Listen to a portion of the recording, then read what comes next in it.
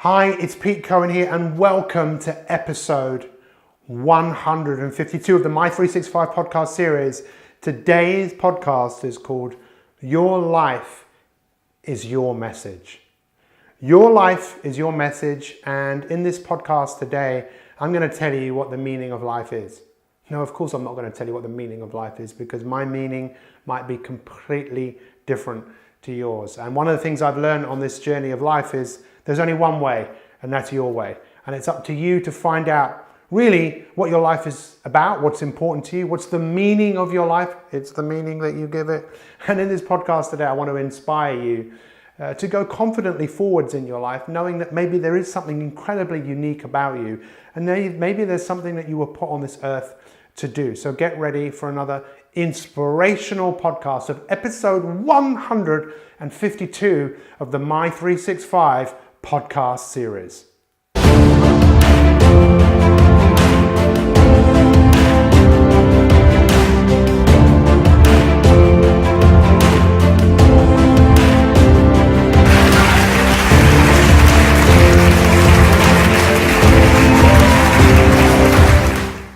Hi, it's Pete Cohen. Welcome to episode 152. Today's podcast today is called Your Life is Your Message. Your life is your message. Now, those of you that are watching this on YouTube, you will see behind you a poster that says, "A great life doesn't happen by chance. It happens by design." Let me say that again. A great life doesn't happen by chance. It happens by design. Now, what does that mean? I think it means exactly what it says. If you want a wonderful, great life to happen, it's very unlikely that it's just going to happen for you. It's going to happen by design. What does that mean? Well, personally, for me, it means you deciding to design something that you want to move forwards to.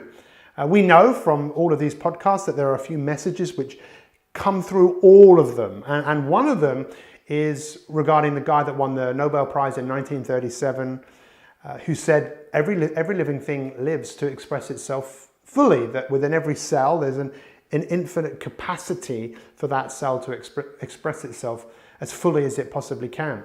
But isn't it weird how we often need intellectual people to tell us this, where the Native American Indians, people that perhaps didn't have the education that many of us have had at universities or have read thousands of books, it's just the knowing. Look around you, everything exists. Things fall from trees to grow, but they might not become a tree because of, well, who knows what might happen. It might land on stony ground, it might get blown away, a bird might eat it.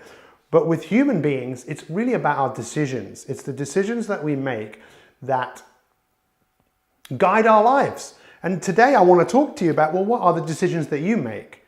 Many of the decisions that we make are based on previous decisions. Based on what we saw around us, what our parents did. You know, right now, I'm writing a new book called Inspirators. It's all about leadership, inspiring leaders. And I asked my mum this morning to read one of the chapters. And she read it. And I asked her for her feedback. And she said she got quite sad. She cried. Because in the book, we talk about how once upon a time, anything was possible. Once upon a time, you could do anything. All you wanted to do was explore, and all you wanted to do was grow and be happy. And then you went to school. Then you became conscious. You became much more aware. You allowed ideas to come into your mind, and you kind of got lost. Part of you just got lost. It's still there, but because we feel lost, we look outside ourselves for the answer, when really, you're the answer. You have all the answers. That's not to say we don't need help. I often think one of the main reasons we need coaching is to help a coach or a community of like-minded people help to bring out the best in us. And that's why I believe we have the #1 coaching opportunity in the world with Mi365 Elite. But look, I'm not here to talk to you about that. I'm here to talk about your life as your message.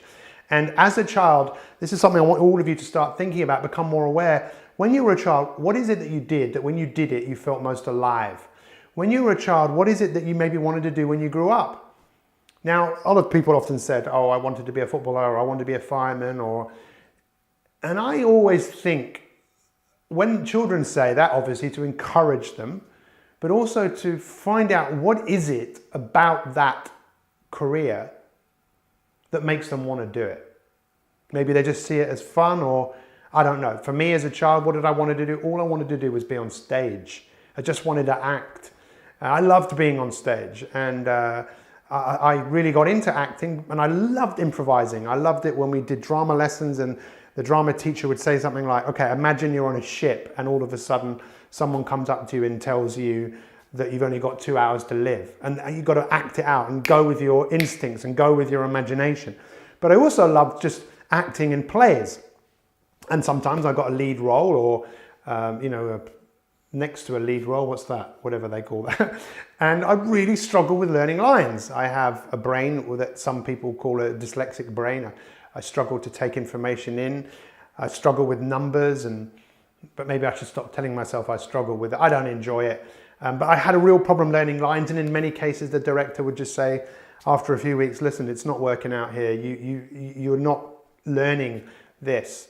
So they'd give the part to somebody else, and I'd take a smaller part.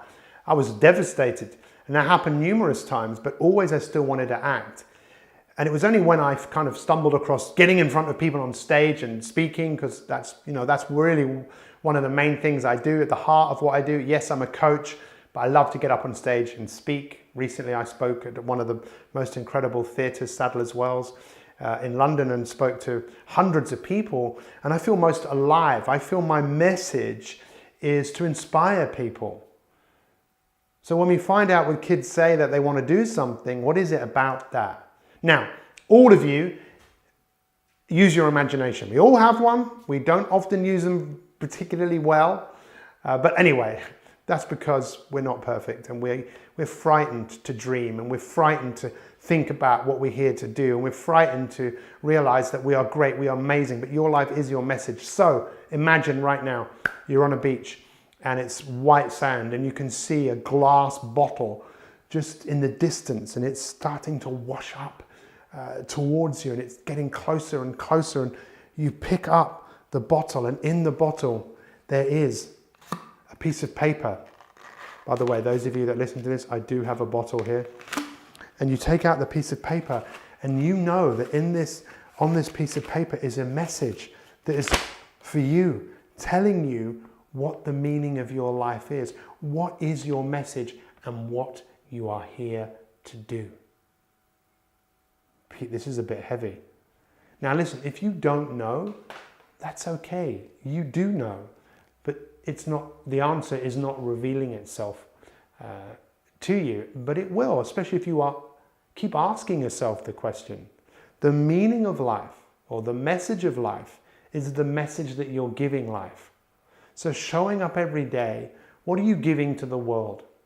What I have seen from having worked with so many people from so many different walks of life is that people who have a message or a meaning that is impactful to themselves, it's because they're often going out of their way to help and inspire others, to give to the others.